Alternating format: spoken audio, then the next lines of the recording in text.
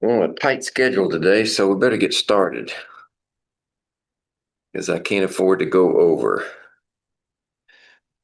Um, unless there's some questions we need to get started with, or if any of these review questions have given you particular trouble, then we'll approach those first.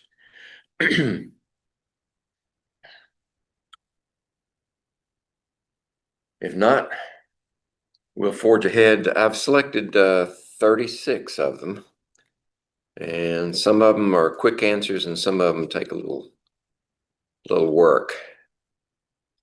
Let's see, I can read that better than the. Okay, number one.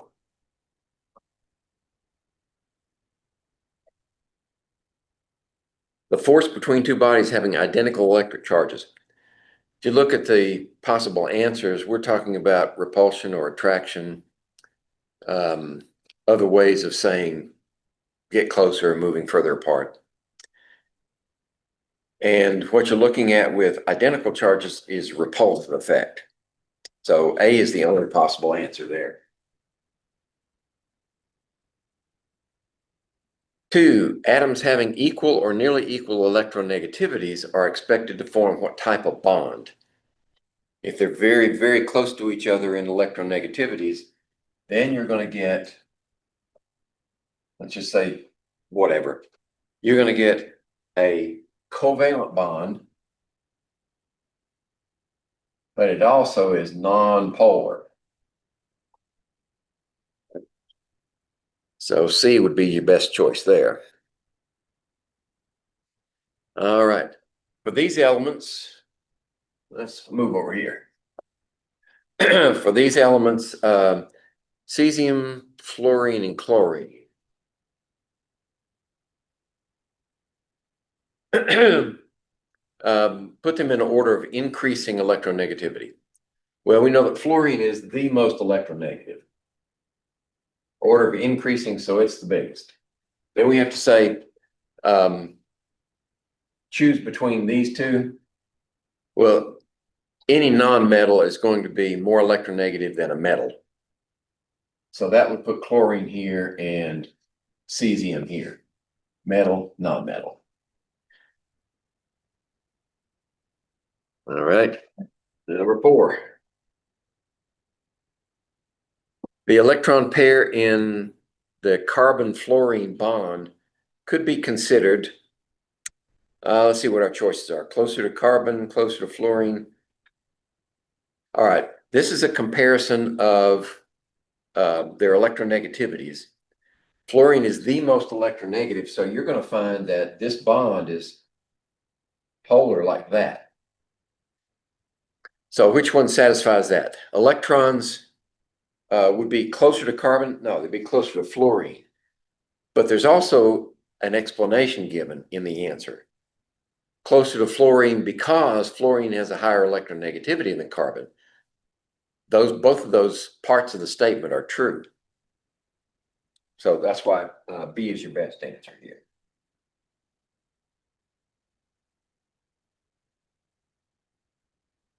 Right.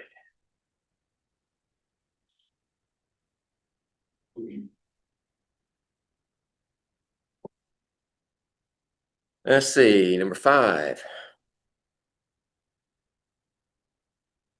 Which of the following molecules has no dipole moment? Now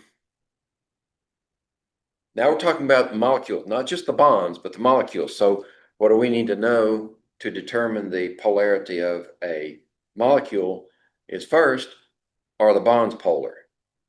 And second, what's the geometry? All right, so we've drawn the geometry of each one of these in class. So I should be able to put them up here pretty quick. If you don't remember what their geometry is, then you've got to go through the VSEPR, but draw the Lewis structure and then the VSEPR, and that will lead you to their structure. Right? So these bonds are polar, but the molecule is linear. So this is a non-polar molecule. Okay. Ammonia looks like this. Hydrogen in the back, hydrogen's out here, so we have this triangular base, but we got a lone pair up here.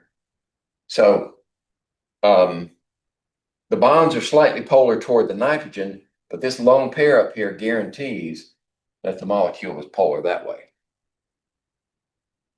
And then water, we know water is polar because these bonds are polar, and the vector sum of these two is in this direction. So the only nonpolar one there is carbon dioxide.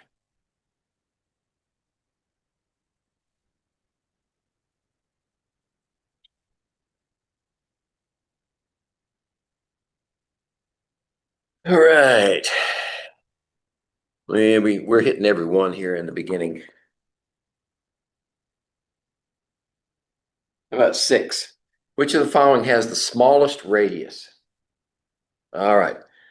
We're going to need a periodic table to talk about this one.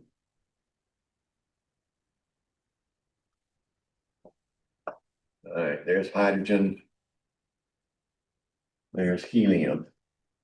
Now let's place the rest of them. And these are ions, right? So we're gonna place the neutral atoms first and then talk about the ions. So potassium would be, let's see, down here. All right. Then chlorine would be over here. Rubidium would be down here, below potassium. And then sulfur would be over here next to chlorine. And argon would be over here. Okay. What I'm seeing is, now if we do the ions, there, no ion there, minus and 2 minus. And this is going to be that one. Okay. Notice the relationship here. If we go, this is not really drawn well. This needs to be down further. But these 4 are isoelectronic. They have exactly the same electronic structure. But this one has 19 protons. This one has, yes, 18, 17, 16. So what we're saying is that with the same electronic structure, but a higher nuclear charge, that's going to shrink this one more than this one, more than that one, more than that one. So if we're looking for the smallest radius, we go with this one. And why do we not consider rubidium? Because it's got electrons in higher orbitals. So it's ballooned out. So that's our best choice. Now, did I guess right? Yeah. Okay. It's always good when I answer the same way as the key. I'm going to leave this up here. We might need it again. Probably will for the next one. Okay, for this one, which of the following arrangements is in order of decreasing size? Okay, so I guess to begin with,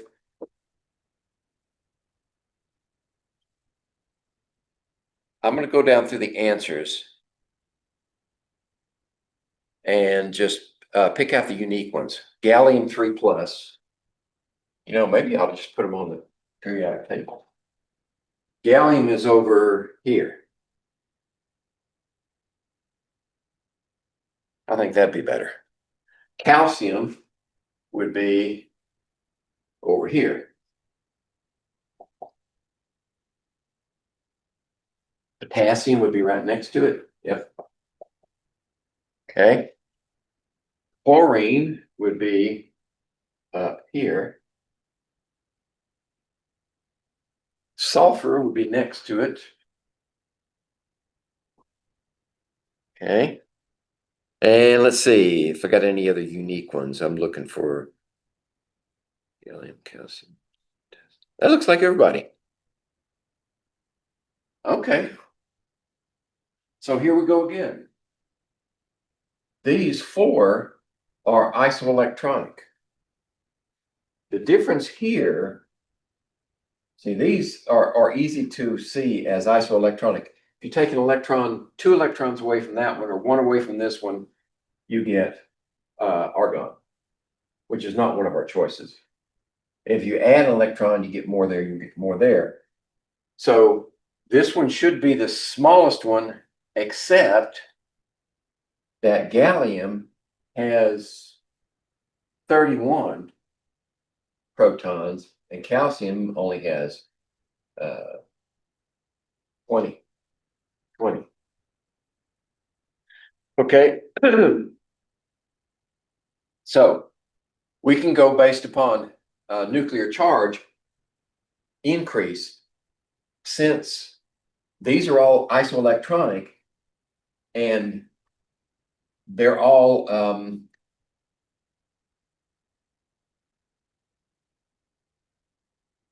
third level, right? Because we've lost the fourth level here. This is period 4, right? Yeah, period 4. So all the 4 S and P electrons are gone from these.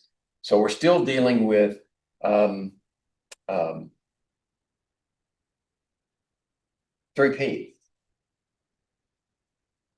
to get to there. So this one is isoelectronic with these, except for the 3Ds. But with this many protons, this gallium is going to shrink quite a bit. It's pulling on those electrons really hard. And they're all on the same principal quantum level, so it's going to draw them down. And I think the order should be from what? Decreasing size. That, and that. Okay. And that's the one I've selected in the key. Right? Okay. I'll leave that up there until we need the space. Number 8. In the reaction between magnesium and sulfur, the magnesium atoms become anions, become cations, form polyatomics. Okay, what happens to the magnesium in that reaction? Magnesium plus what? Sulfur.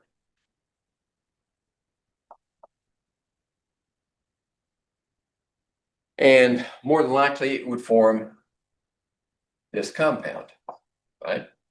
Because this prefers to be a 2 minus and this one prefers to be a 2 plus. Well, not in this position, but down here. So how did it get that way?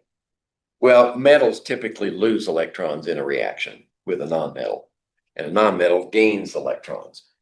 So the magnesium would become a cation, which is a positive ion. Number 9.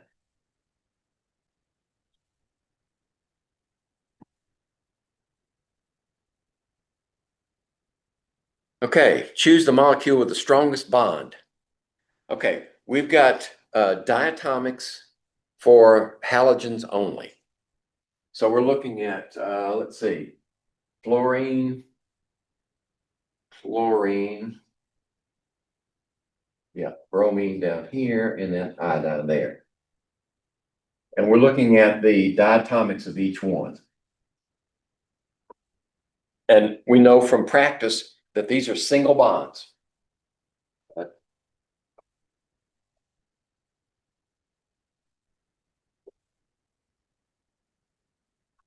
And if we drew out their complete Lewis structures, they simply have like that all the way around. Each one has an octet.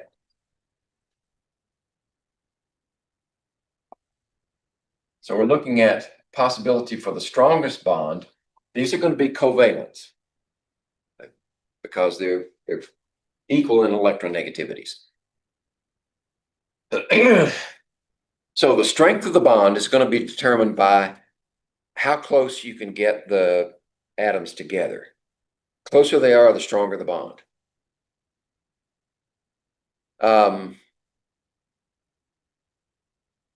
So you're and in addition to that is the repulsive effects. You're trying to balance an attraction between the protons of this one and the electrons of that one, and vice versa. Okay, so a stronger bond means you get closer, but if you get too close, then the protons of this one repel the protons of that one, and the same for the electrons. Okay? So there's a happy medium. Remember that graph we showed with the hydrogen atoms? Right, they had a happy when the energy was decreased to a point, and then it went back up. So at that bottom, at the bottom of that trough is where you reach the happy medium of attraction versus repulsion. So if we go up like this, the atoms are getting smaller. So that means the nuclei can get closer and closer. So we should get, the bonds are getting stronger this direction as we can get those nuclei closer together. And this is the smallest one. The problem is with fluorine, the atoms are so small that if you get them too close, then the protons start to take over and the electron repulsion starts to take over. So you can't get as close with this one as you can with this one. That's the paradox here, or the anomaly. This one is actually the strongest bond. If we follow the trend, then it would be this one. But when you get so close, now the protons are repelling one another here, and you can't get close enough. So this one is a stronger bond. The dichlorine is a stronger bond than the difluorine. I think that's why I put that one in there, because of that anomaly. Just it doesn't follow the logic. Unless you introduce the latter argument. And you can always verify this with numbers, right? If you look at the table of bond strengths, it'll show you that the dichlorine has the stronger bond than the difluorine. Okay, 12. All right, we're looking at, let's see, I skipped that. Let's see, here we go. Draw the Lewis structures of the molecules below and then answer the following questions. All right, so we're looking at these molecules have a zero net dipole moment. Let's see, I am going to have to erase this. I need room.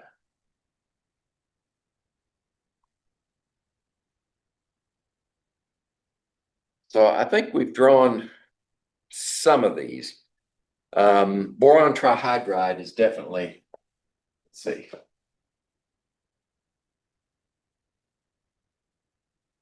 Yeah.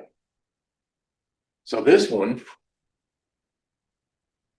well, let's just do them all. I can set up an assembly line. And then you can see the pattern of drawing these. First, we do the Lewis dot structure. So boron has 3 valence electrons, and all these hydrogens together is 3 more, so that's 6 electrons. I'm going to count the electrons first. 5 for nitrogen, right? 1, 2, 3, 4, 5. And then 2 times 6 is 12. 12 and 5 is 17. And then sulfur also has 6 plus 6 times 7, 42, 6, 48 electrons. 3 times 6 is 18. Okay. Phosphorus is same as nitrogen, so it has 5. 5 plus 7 times 5 is 35, so that's 40. That's the first thing you have to do is count up the valence electrons. And then we form a single bond with each of the others around the central atom. So we've used them all up. All 6 are gone. That's it for boron trihydride. This one, we put nitrogen in the middle and then oxygen and oxygen. 2, 4. That means we have 13 more. 2, 4, 6, 8, 10, 12, 13. So what does that do for the VSEPR structure? Is it turns it into electronically, it turns it into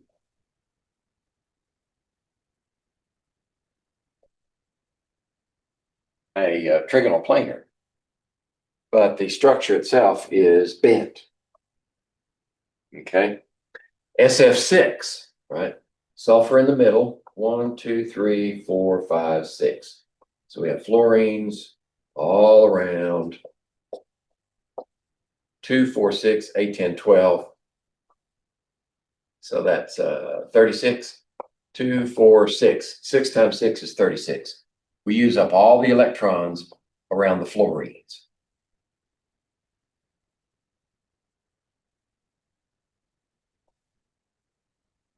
Right, so this is trigonal planar. This is bent. 6 groups, octahedral.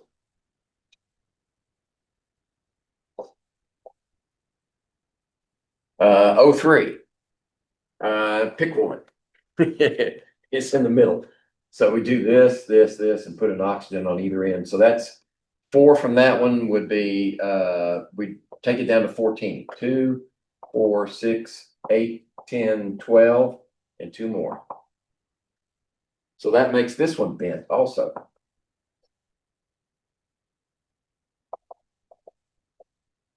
Oops. I'm not finished yet, am I? We need a double bond over here. Right. So there's an equivalent structure with a double bond on the other side. But to answer our question, that's all we need. This is a bent molecule. And PCl5, right? Chlorines, chlorines, chlorines, chlorines, and chlorines. 2, 4, 6, 2, 4, 6, 8, 10. It means we have 30 left. 2, 4, 6. 6 times 5 is 30.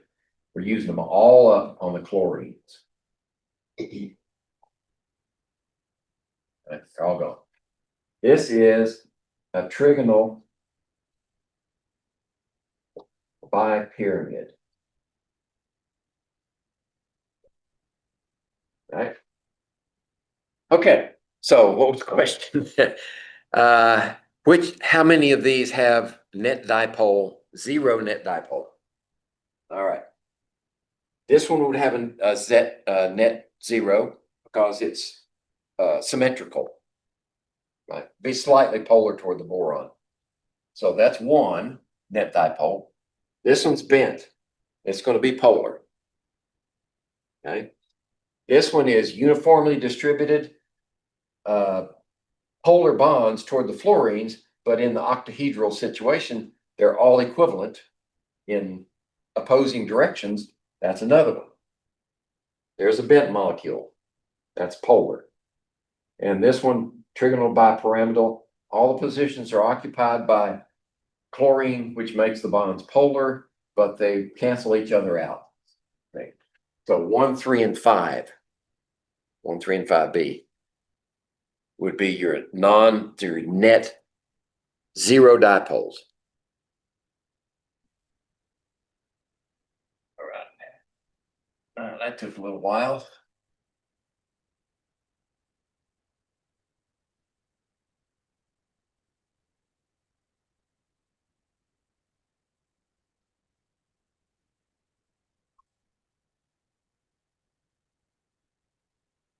All right, 13.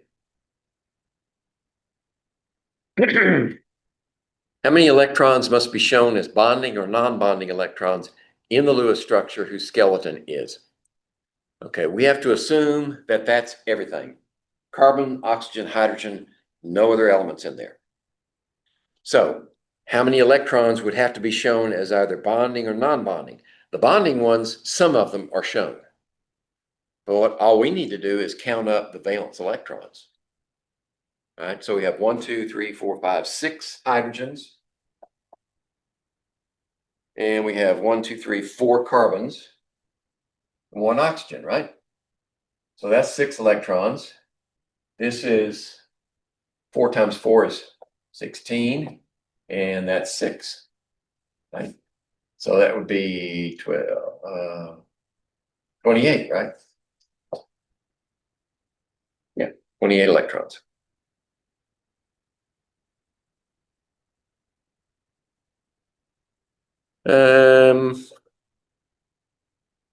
Yeah, I don't have time to deal with it right now, so we'll have to skip to 16.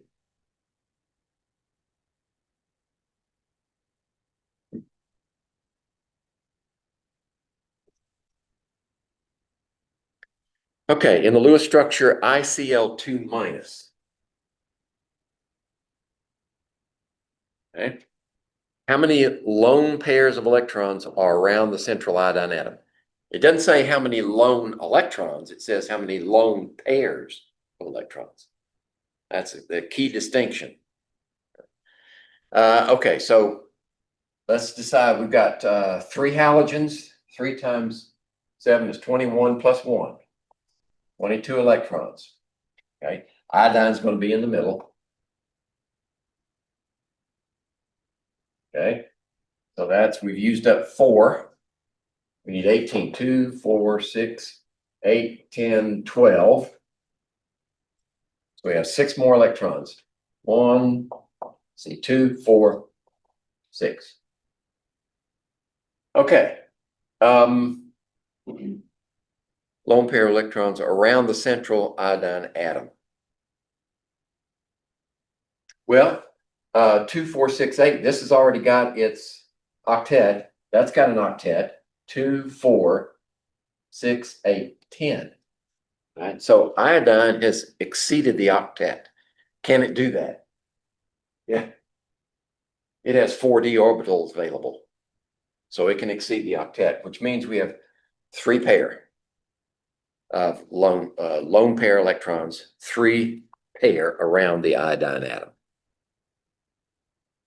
Now, since it just says this around the, oh, it does tell you central iodine. Okay, that's good. You don't have to guess. Iodine's in the middle. All right, number 19.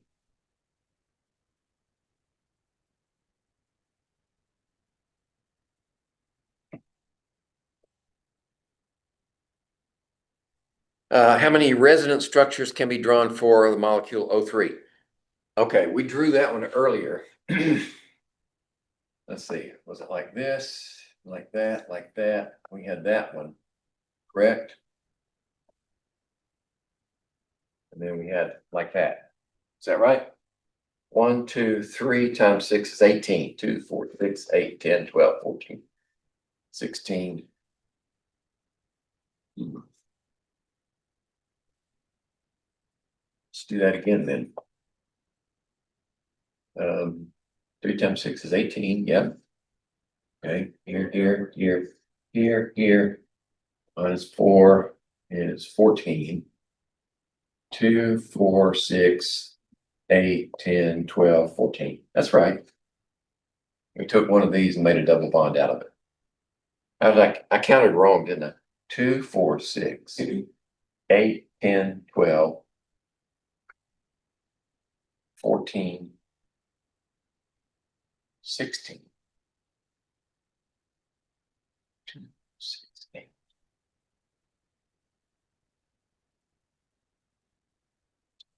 Oh, duh. Now we're good. All right, let's answer the question. How many resonance structures? You can draw 2, because the other one we just put this bond over here and move those two over here. So you can have two resonance structures for ozone.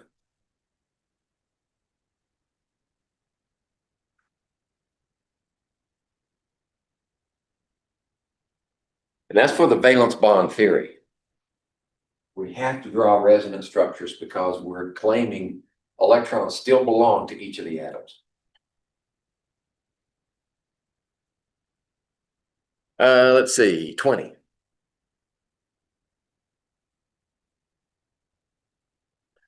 Which of the following types of molecules always has a dipole moment? Always has a dipole moment. All right. A, B, C, D, and E. All right. Linear molecules with two identical bonds.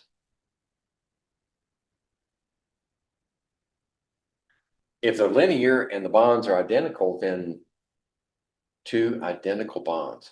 Sometimes linear molecules can be polar, but we've seen one where the nonpolar, like carbon dioxide, right?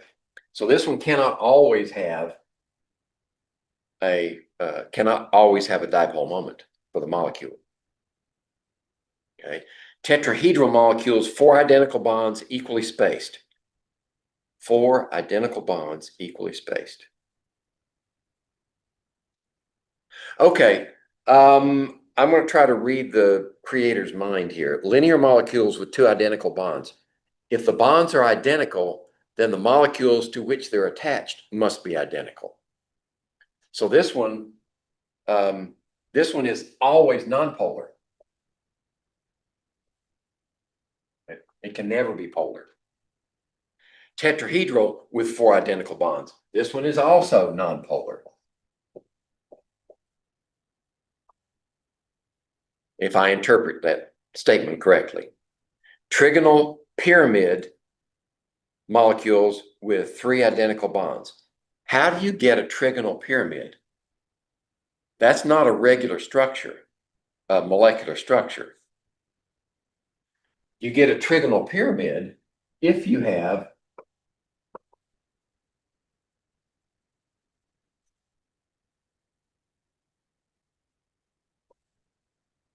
this triangular base and you have a lone pair up here. So that gives you a tetrahedral electronic structure, and there's your trigonal pyramid. Right? Ammonia is a good example. That one will always be polar.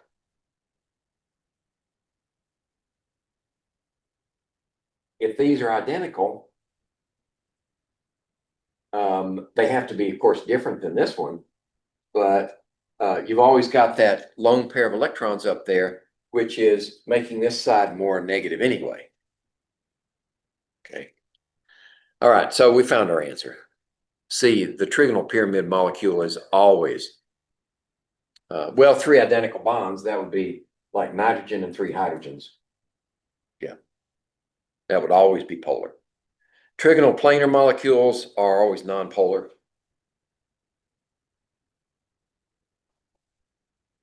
If they have identical bonds. And none has a dipole moment, that's wrong. So we found it, that one right there.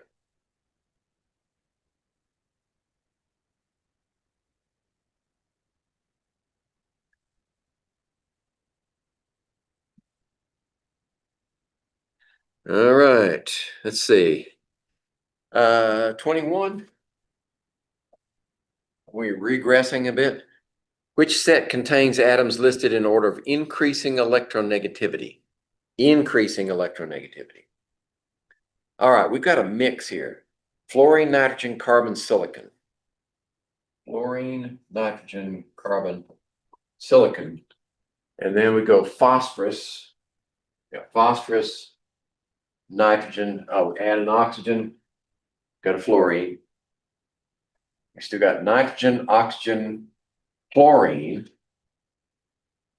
and fluorine, and fluorine. And then we have silicon, sulfur. I'm getting everything that's in the answer. Silicon, oxygen, fluorine, okay. Fluorine, chlorine, oxygen, sulfur. So that's all the elements that are in the answers are there. So let's see if we can arrange these in order of increasing electronegativity. Right, the most electronegative is this one. What's the least electronegative? Have to be a metal. And we don't have a metal. Okay, so what's furthest to the left and below fluorine? Right, there's silicon. Anything to the left of that? No. Anything below that one? Nope. So silicon would have to be over here. This is the least there. Okay, what's next? Oxygen and chlorine are next to fluorine, but which one would be more electronegative? I think oxygen would be, and then chlorine. And then sulfur, right? So we got that one. Oh, I put fluorine up there twice. Fluorine, silicon. So now we got to say, let's see, oxygen's done. Carbon to the left of nitrogen, phosphorus to below nitrogen. I think carbon,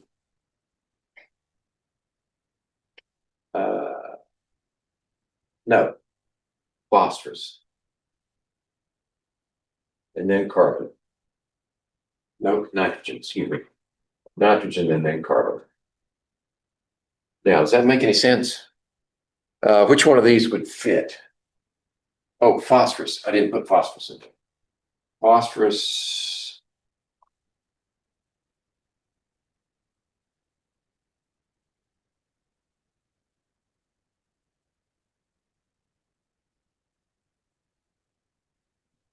Nitrogen, phosphorus, and carbon. Okay. So the first one has fluorine on the wrong end. Right, throw it out. B, C, and D have fluorine correctly. So we can still keep B, C, and D as possibilities. How about the farthest on the left? Well, D has silicon furthest on the left, but sulfur and oxygen, well, could be. D's questionable. How about C? Nitrogen to the left of oxygen. Yeah, that's okay. How about phosphorus? That's a possibility also. How about phosphorus to the left of nitrogen, to the left of oxygen, to the left of fluorine? Well, that one works. I'm not sure why we said that these increase in electronegativity. Why C and D don't work. Nitrogen, oxygen, phosphorus, C and D, excuse me. Nitrogen, oxygen. Oh, chlorine's below. Yeah, chlorine. Actually, these are out of order. Right. Chlorine is below, so it blows that one out of the water. How about D? Silicon, sulfur, oxygen, and fluorine. It could be. That's still, I'd have to check the numbers on that one. But like any multiple choice, pick the best answer. And I think probably B is the best answer. It's just hard to reason it right now without actual numbers to go by. Did I make a better explanation in the worked problems? Okay, what did I say in the worked problems? I don't remember exactly. Oh, 22? No. 21. Let's see what I said in 21.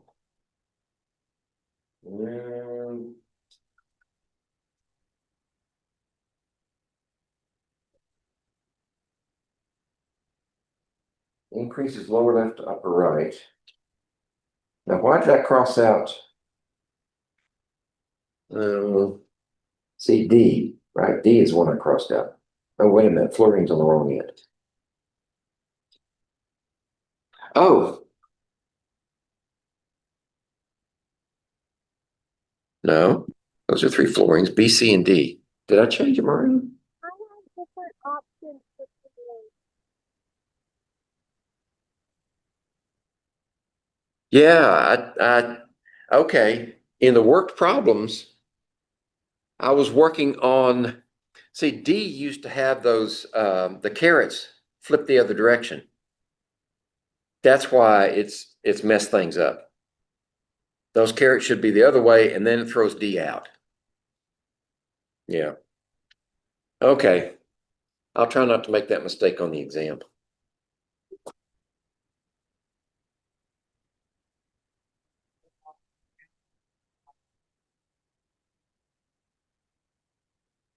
Is, okay. Moving on. 22. I think I need a marker. Which choice has the bonds listed in order of increasing bond energy? Bond energy is a number that says how much energy must be added to a bond to break it. So it's always a positive value. All right. If we look purely, let's take them one at a time. A, B, C, D, and E says all the same. Okay, A is hydrogen with halogens. In this case, hydrogen can get really close to fluorine, a lot closer than it can to chlorine because of the size of the atom. So the strongest bond is going to be HF, and the weakest is going to be HBr. So that one is flipped. Should be the other way. B is comparing single, double, and triple bonds between two of the same atoms. That one is correct in order of bond energy. Now they're not all the same, so we found our answer. And we looked at difluorine, dichlorine, dibromine. The strongest one there should be dichlorine, and the weakest should be dibromine. So it should be something like this. Fluorine and then chlorine. That would be the proper bond energies for the diatomic halogens.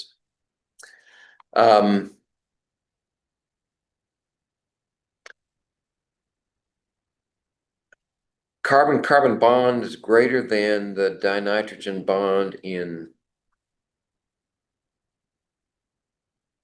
C2H. That doesn't make any sense. We found our answer.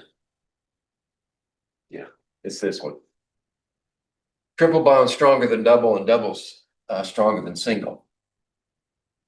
That's what I was getting at anyway.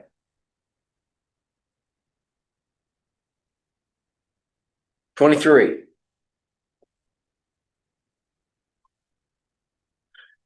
In the gaseous phase, which of the following diatomic molecules would be the most polar?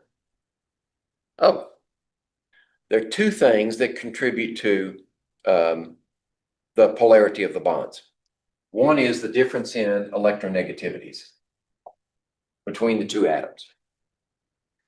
The other is the separation distance between the two.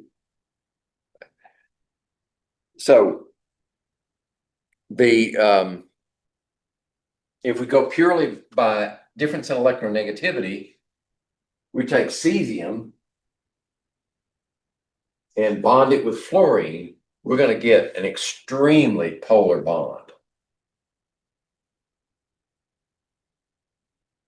If we do cesium and chlorine, that's weaker because chlorine is less electronegative. If we do sodium and chlorine, the difference in their electronegativity is if we I think we just focus on electronegativities.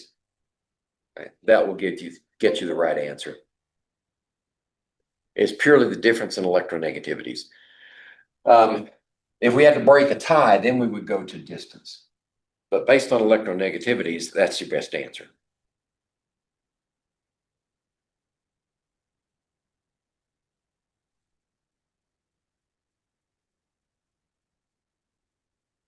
All right. 25.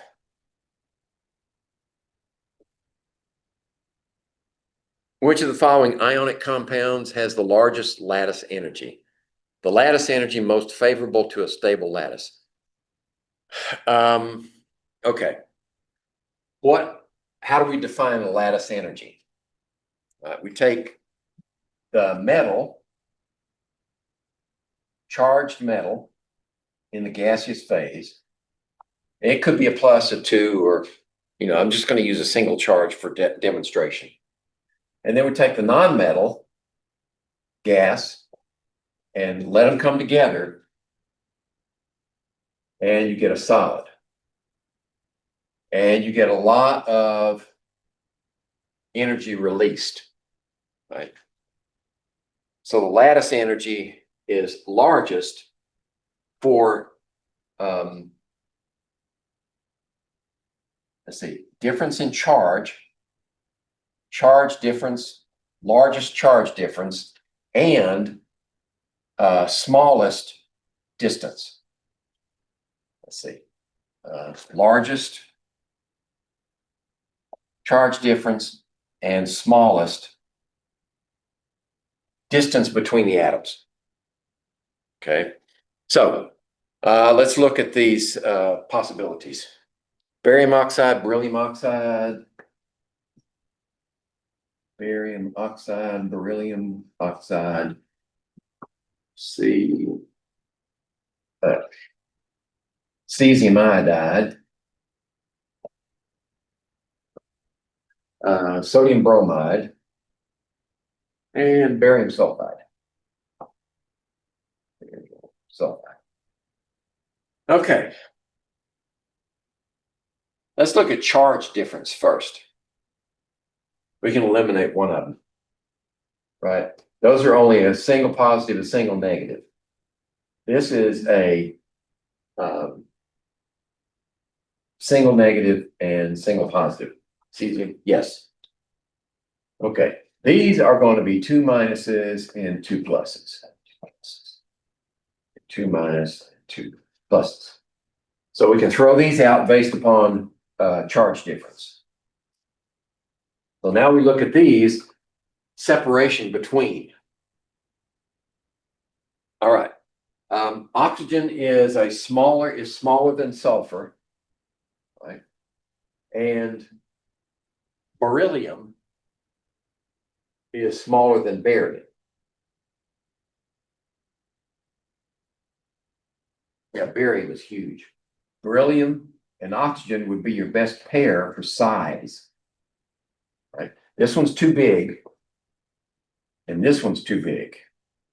So beryllium and oxygen ions will have the largest charge and the closest proximity, which will give up the most energy.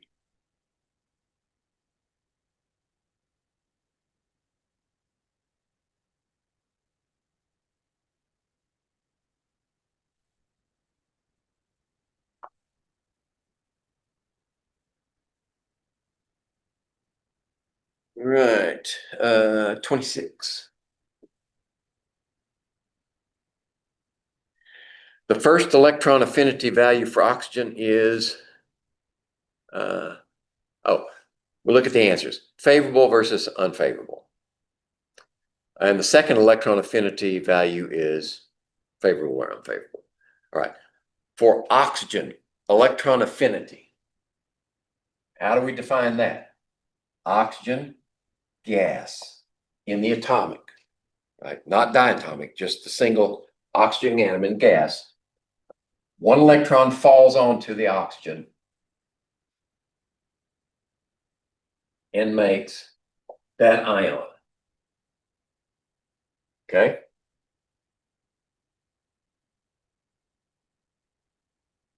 second affinity takes that ion, adds another electron. There we go. So this is the first electron affinity, and this is the second electron affinity. Okay. Now, by comparison, this one does not have an excess charge. Right? It still has 8 protons and 8 electrons. This one has 9 electrons. Okay, so 1 electron falling onto this oxygen is going to be exothermic. It's going to give up energy because it's more stable with the electron closer to the nucleus, and this is favorable. Exothermic equals favorable. This electron is trying to be added to an atom that already has a charge. Right? So it's going to be endothermic. Endothermic. In other words, energy is going to be added to this one as the electron falls onto the ion. This is unfavorable. So the first one is exothermic and favorable.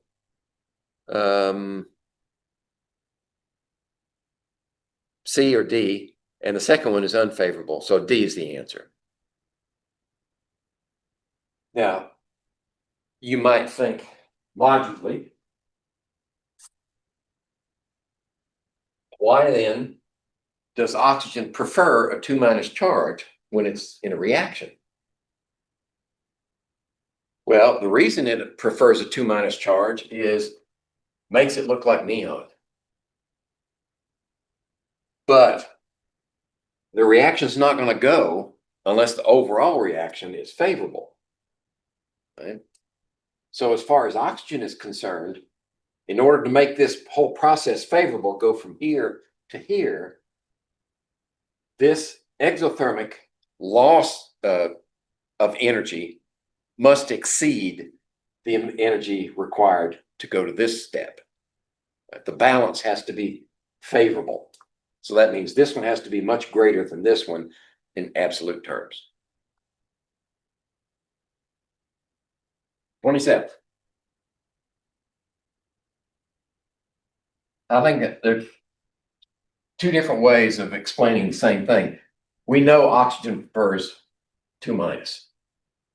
Right? So it's up to us to explain why. It's not like we make the rules and oxygen has to obey.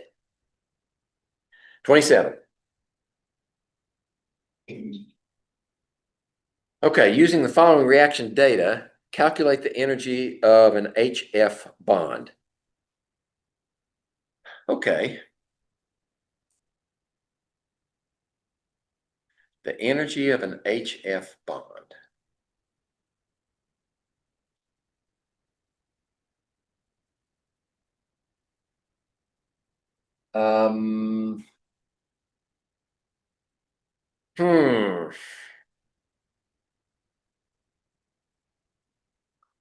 There are 2 ways I can approach that, and I don't want to waste your time and my time both. So let me see what I did here.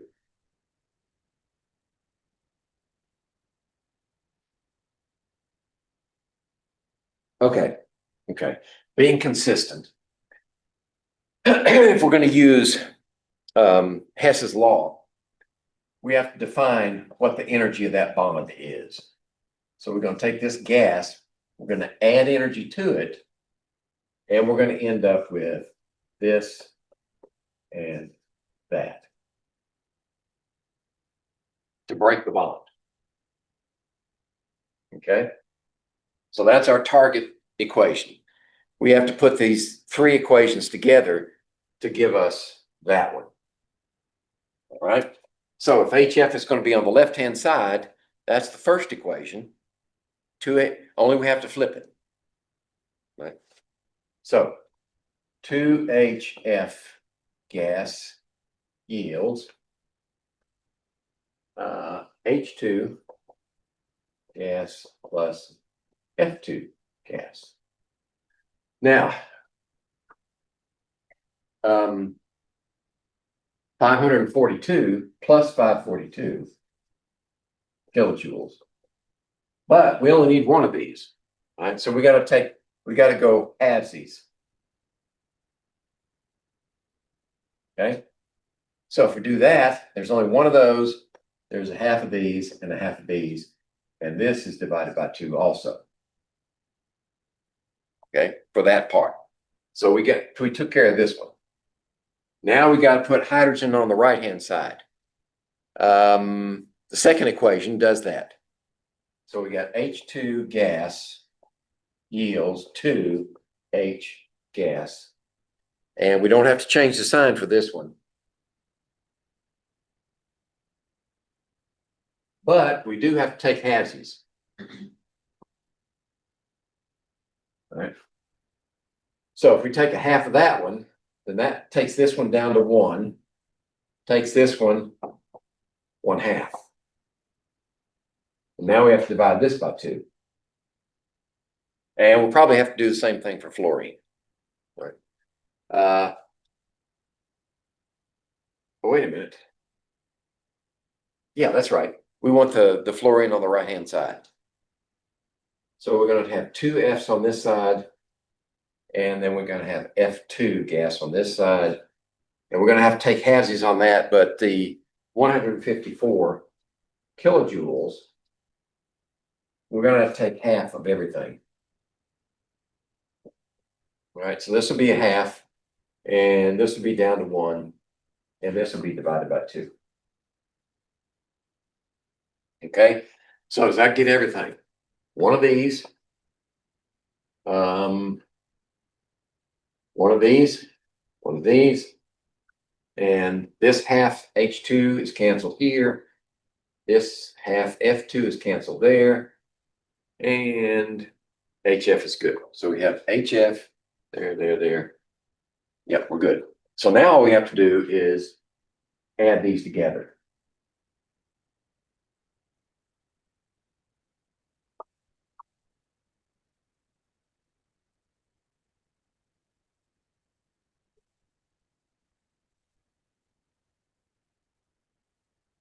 I get 564 kilojoules. Okay.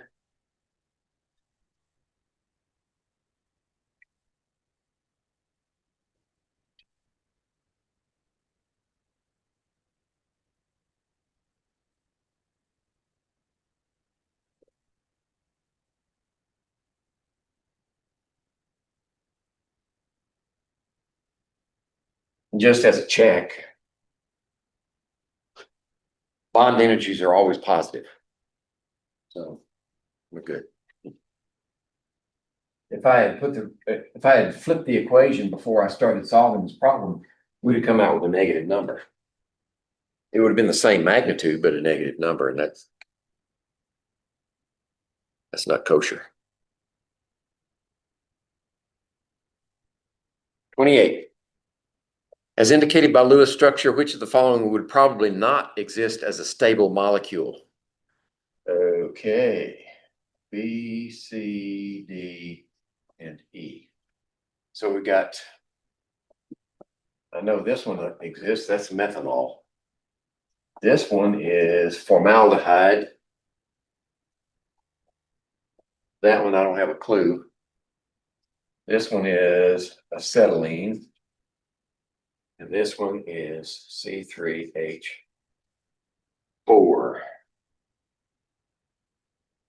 I'm not sure. I won't know what that one is until I draw it. But if we do the Lewis structures, this is going to, all right, if you start from scratch, you would say 4 plus 4 is 8 plus 6 is 14 electrons. This would have 4 plus 6 is 10, 12 electrons. This would have 4 plus 6 is 10, 13 electrons. And this would have 8 and 2 is 10 electrons. And this would have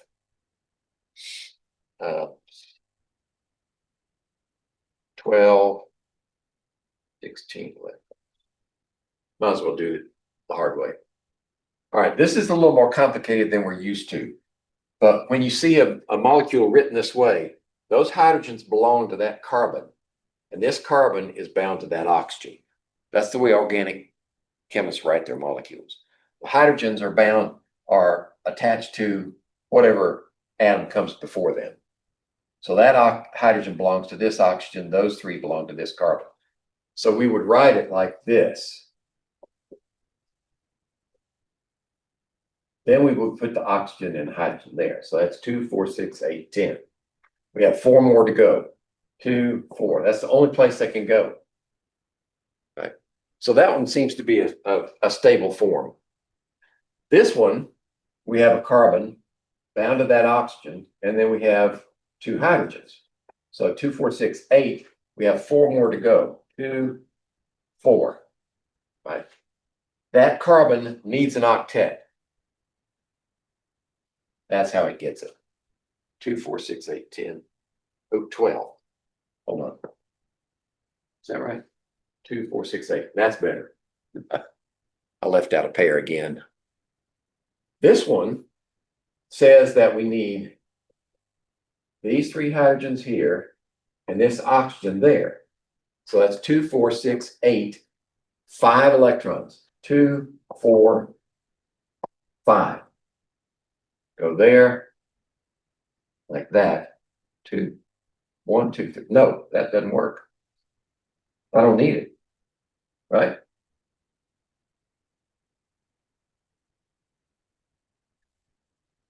So 2, 4, 6. Oxygen only has 7. Right? It doesn't have an octet. It should have an octet. But we can't make an octet out of it. I don't see any way to make an octet. So this is the bad one. If we went to acetylene,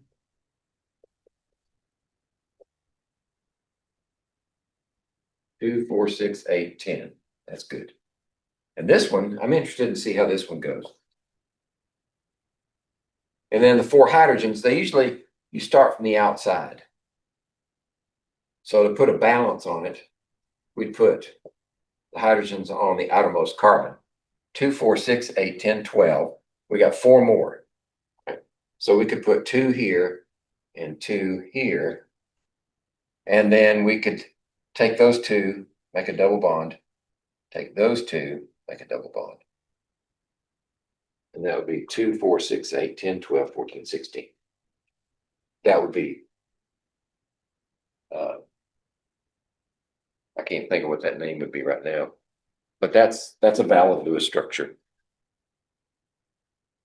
So the CH3O is the bad one. And that's kind of what Lewis was trying to do. One of the things he was trying to do when he invented this thing was to easily determine whether a molecule was allowable.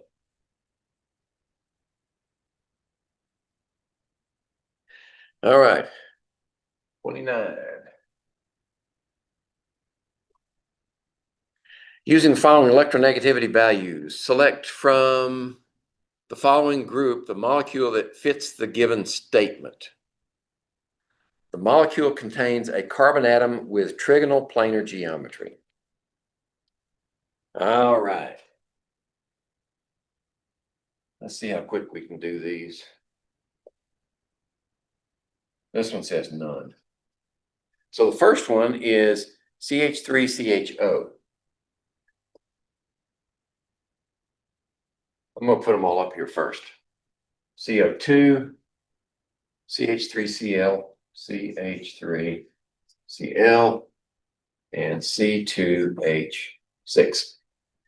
Okay. We know this one's going to be linear. We already drew that one. This one has a carbon in the center, hydrogens around the carbon in that chlorine. So that's tetrahedral.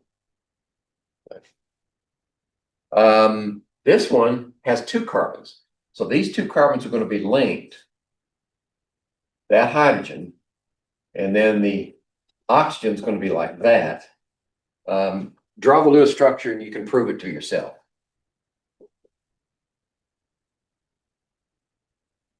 Okay, so that gives us octets all around. And if we're looking for trigonal planar in the molecule, this one's tetrahedral right here. But this one has 1, 2, 3. This is trigonal planar. Okay. This one will be drawn like that. 1, 2, 3, 1, 2, 3. Takes all the hydrogens. Each one of these is tetrahedral. That's the only trigonal planar, and it's only part of the molecule. Right? So when the molecules get big enough, you can diverge and have different geometries around each of a central atom. And this one, that's the central atom, and this one's that's the central atom.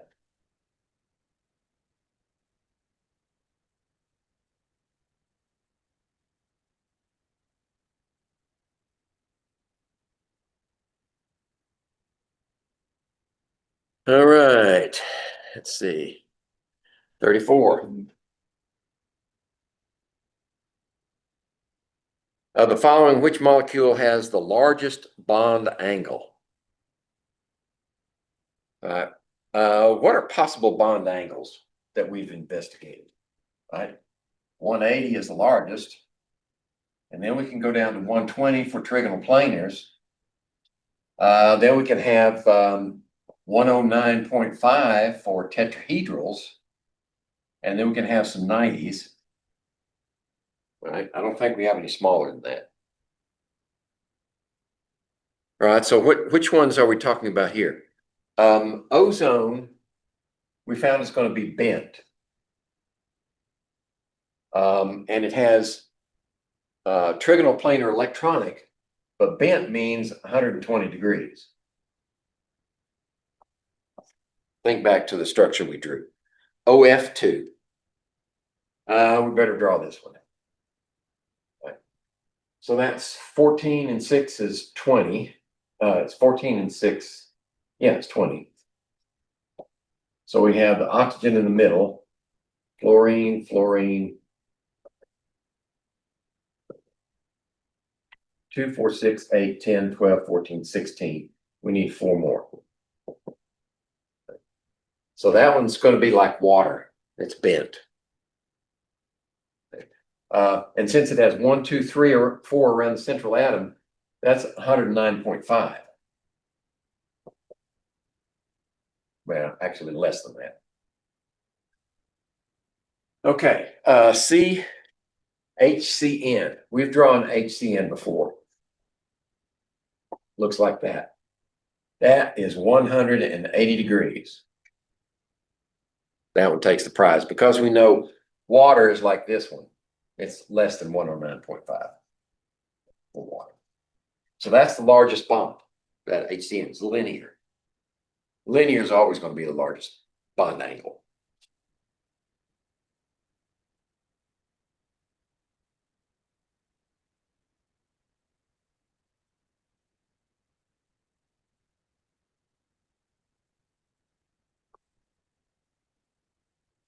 Okay, 35, excuse me, 35.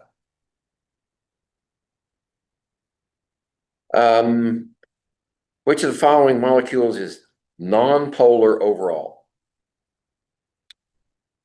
I'm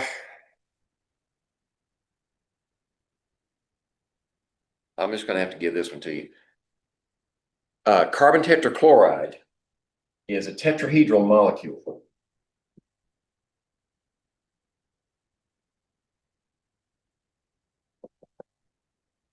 Right? So it's got this tetrahedral structure. All these bonds are polar that direction, but they cancel one another out. So there's your answer. if you draw the Lewis structure for the rest of them, and it should be in the worked problems, then you can see that each one is not symmetrical. Okay. 36, I might run out of time. Which of the following molecules are non-linear? Okay. Let me see if there's.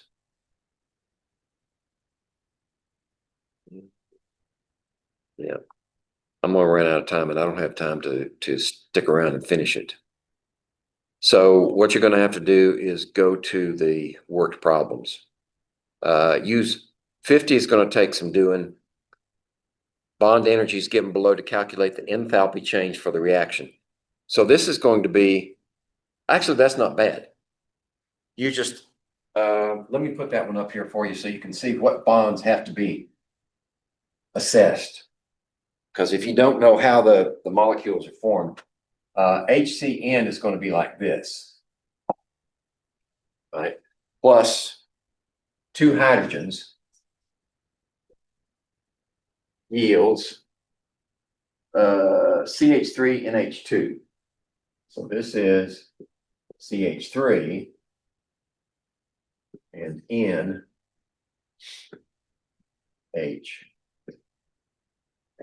right? So this one's going to have a lone pair there. And you would assess the bond energies for 2 of these hydrogens, one of these triple bond carbon nitrogen and a single bond carbon hydrogen on this side. And then on this side, you would have the 3 nitrogen hydrogens, a carbon nitrogen, and 3 carbon hydrogens. And just use that formula for assessing the bonds. Right? Take these, subtract those, you should get the right answer.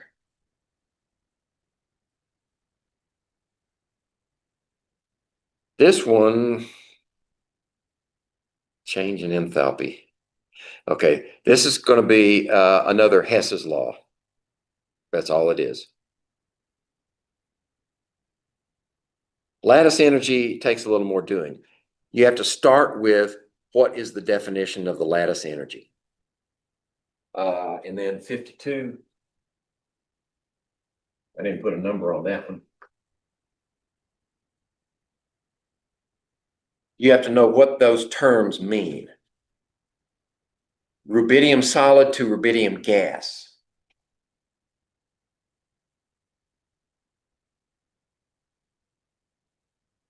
This is sublimation. The energy of sublimation. IE1 is ionization, first ionization energy.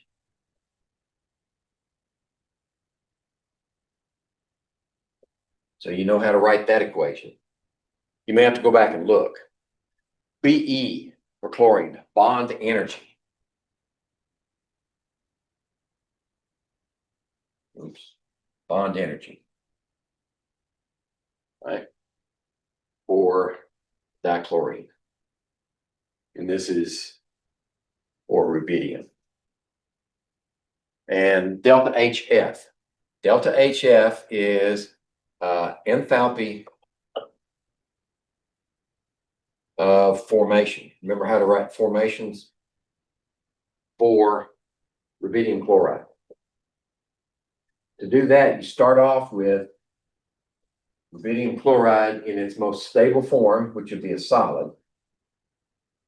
And you work from the rubidium, most stable as a solid, and chlorine, gas, so you'd only need a half of that one. That's what this one would be. And then the last one, electron affinity, EA. Electron affinity. Right. And we did one of those earlier. You know how to write that one. And once you've got those equations written out for each one of these, then you can say, put them together to make the lattice energy. All of these equations would go together to give you the lattice energy for rubidium chlorine to make rubidium chloride solid. That's your target equation right there.